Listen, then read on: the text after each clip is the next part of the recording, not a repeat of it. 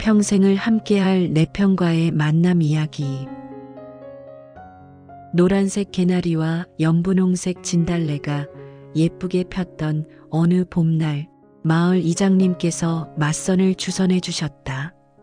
양가 어른들과 함께 대구에 있는 서문시장 옆의 한 다방에서 지금의 남편을 처음 만나게 됐다.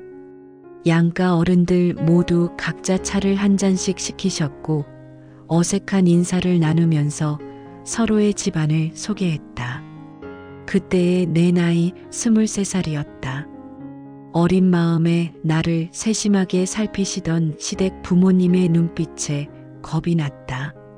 남편은 이남 이녀 중 장남이었고 나는 오남 일녀 중 장녀였다. 맏아들과 맏딸의 만남이었다. 남편은 새로 줄 무늬의 양복을 입고 왔다. 키도 훤칠했는데 새로 줄 무늬 때문에 더 길고 크게 보였다. 날렵하면서도 잘생긴 얼굴에서 예민함과 남자다움이 동시에 느껴졌다. 의례적인 이야기를 1시간 정도 나누고 난 뒤 양가 어른들은 먼저 자리에서 일어나셨다. 남편과 나 둘만 남았다. 남편은 바로 식사하러 가자고 했다. 이 남자는 어떤 음식을 좋아할까? 근처에 있는 레스토랑에 데려갈까 하는 기대감이 들던 찰나. 남편은 바로 옆에 있는 설렁탕 집으로 나를 데려갔다. 스프 대신 뽀얀 국물이 담긴 설렁탕 2그릇이 우리 둘 사이에 놓였다. 레스토랑은 아니었지만 설렁탕도 맛있어 보였다. 맞선 자리였는데도 밥 앞에서는 수줍음이 없었다. 나는 설렁탕에 밥 한 그릇을 모두 말았다. 깍두기와 함께 국물 한 방울 남기지 않고 맛있게 먹었다. 남편은 그런 내 모습이 좋았다고 했다. 내숭 떨지 않고 있는 그대로의 소탈한 모습. 그것이 나의 매력이라고 나중에 말해 주었다. 나는 그 무렵의 여성들보다 키가 조금 작은 편이었는데도 남편은 내 키가 커 보였다고 했다. 키가 커 보였다고 말하기는 했지만 남편의 속마음은 예쁘다는 뜻이었다. 남편이 콩깍지가 씌었었나 보다. 나도 뭔가 예민해 보이기는 했지만 남편의 날렵한 얼굴에 자꾸만 눈이 갔다. 이런 것이 인연인가. 밥을 다 먹고 남편은 나를 버스 승강장까지 바래다 주었다. 내 손에 버스 토큰을 한 장 쥐어주면서 다음에 또 만나자고 남편이 말했다. 집에 돌아오자마자 엄마는 둘이서 무엇을 했는지 물어보았다. 먼저 집에 온 엄마는 키가 훤칠한 남편이 마음에 들었던 것이다. 큰 키만큼 시원시원하게 대답을 잘하는 남편에게 나보다 더 마음이 간 엄마는 바로 결혼을 하는 게 어떻겠냐고 말씀하셨다.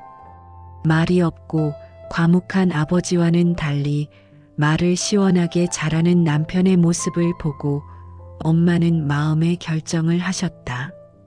오히려 동네에 계시던 엄마의 친구분들은 나의 결혼을 염려하셨다.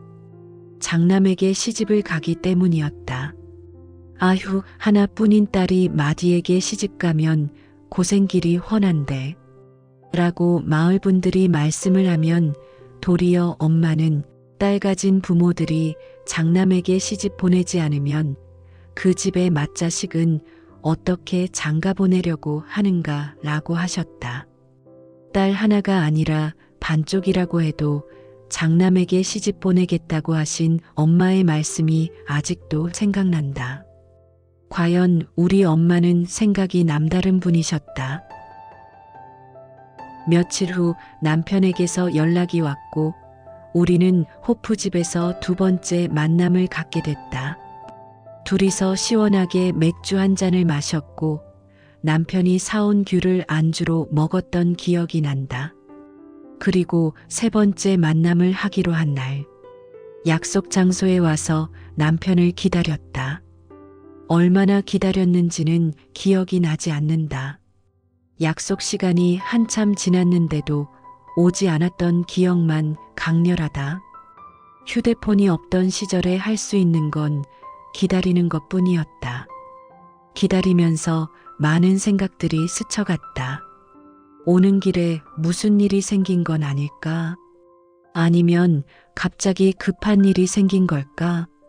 그것도 아니면 내가 싫어진 걸까?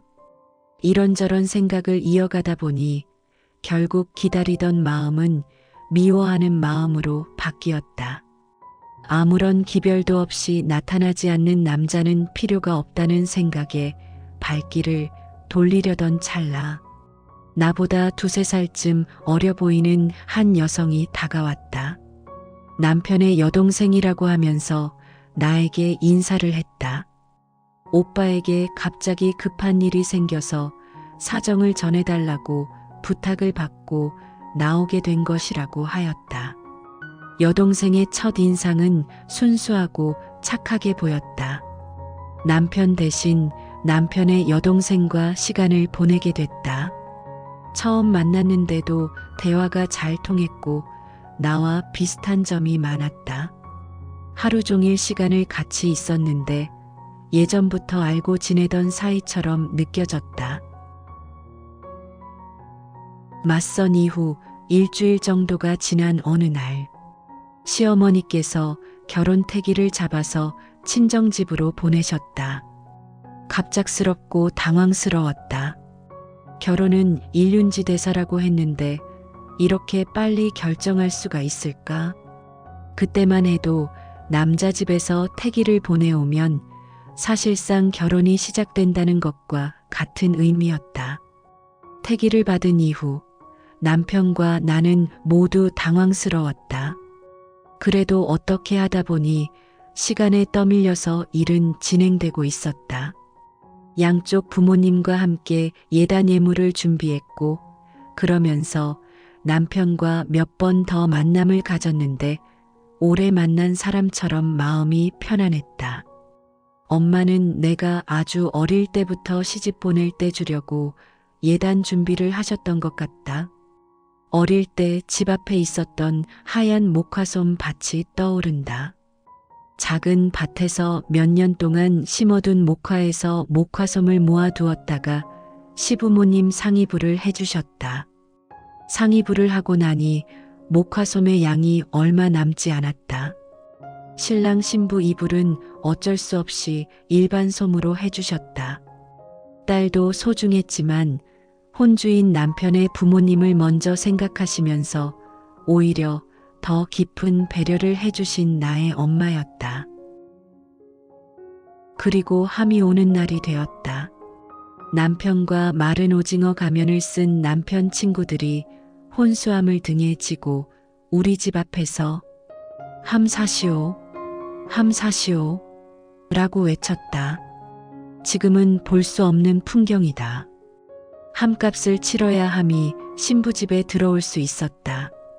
엄마는 남편의 친구들에게 함값을 주고 집 앞에 차려진 술 한 잔 대접하면서 집 안으로 얼른 들어오라고 하셨다. 함을 진 친구는 함값을 받고 나서 대문 앞에 엎어놓은 박바가지를 깨고 집으로 들어왔다. 그렇게 박을 깨면 박 깨지는 소리에 잡기들이 물러간다고 했다.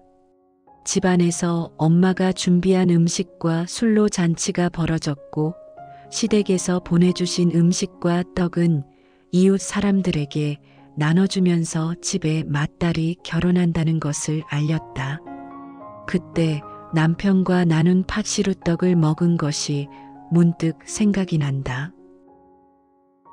그렇게 맞선을 보고 나서 15일째 되던 날 3월이었다. 많은 지인들의 축하를 받으며 우리는 백년가약을 맺었다. 나의 손을 잡고 입장하던 아버지가 남편에게 나의 손을 건네주며 우리 딸 잘 부탁하네 하시던 말씀이 귓가에 들어왔다. 그 순간 가슴이 뭉클하면서 만감이 교차했다. 귀하고 예쁘게 잘 키운 딸을 낯선 사내에게 보내는 아버지의 마음은 어떠셨을까? 아버지는 잡고 계셨던 나의 손을 남편에게 넘겨주셨다. 나의 손을 잡은 남편을 수줍게 살짝 바라보았다.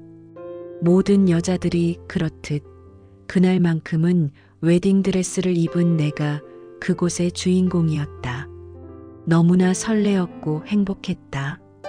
예식이 끝나고 패백실로 이동하여 전통 혼례복으로 갈아입었다. 곱게 한복을 입고 조심스럽게 시부모님과 시댁 어른들께 큰 절을 올렸다. 시부모님께서는 절값을 주시면서 자식을 많이 낳으라고 대추와 바물포에 힘껏 던져주셨다.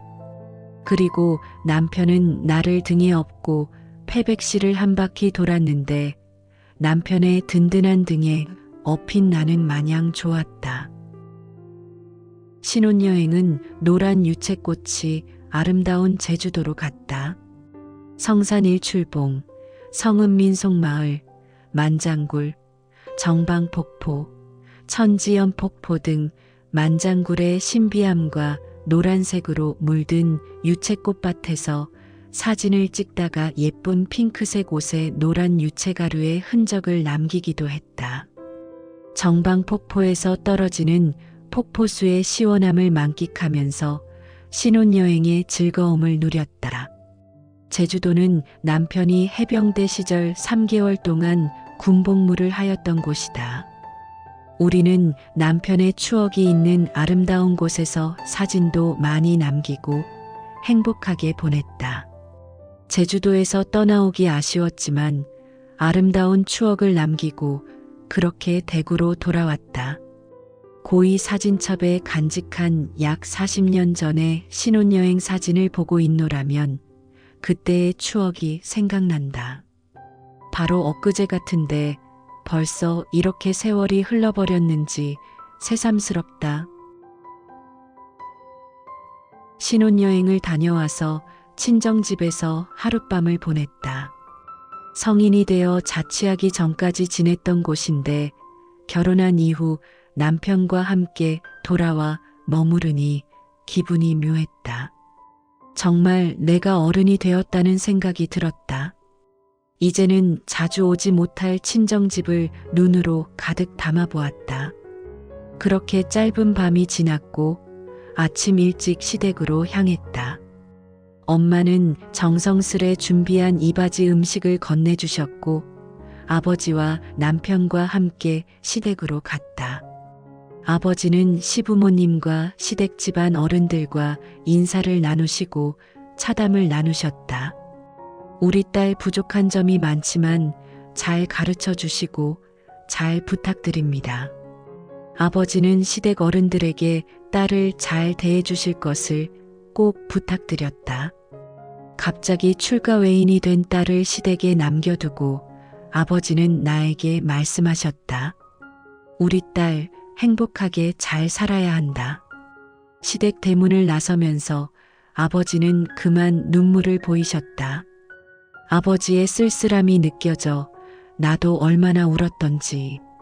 아버지의 슬프고 깊은 마음을 내가 어떻게 다 알 수가 있을까? 아버지가 더 슬퍼하시지 않도록 잘 살아야겠다는 생각밖에 들지 않았다. 남편과 서로 아끼고 사랑하며 평생 행복하게 살겠다고 굳게 다짐했다.